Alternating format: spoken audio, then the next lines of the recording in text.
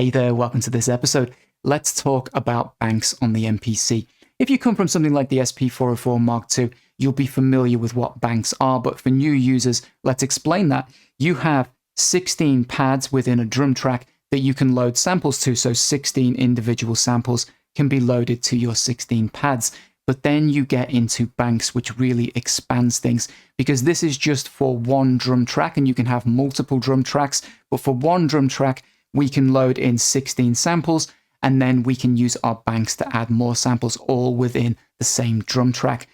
My text is missing off my device because it's custom painted, but this is bank A. It tells me on the screen, if I go to bank B, you will see it, bank C, and bank D. So you can add 16 samples for every single one of these banks. So there is 64 samples per drum track, but it doesn't stop there.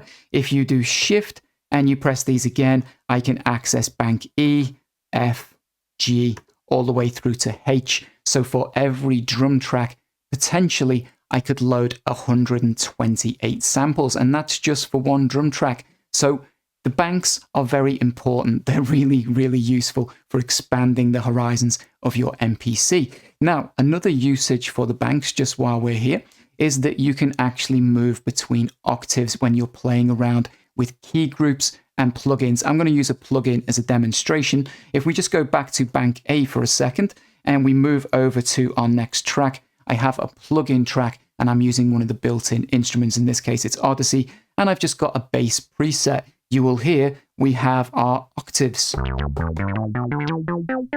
So there we go. That is one range. If we move through our banks, it's getting higher,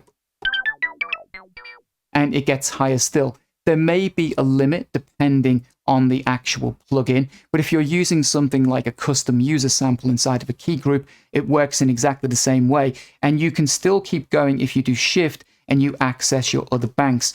Sometimes that's going to be just beyond high, and you'll notice for this particular plugin, it limits me here.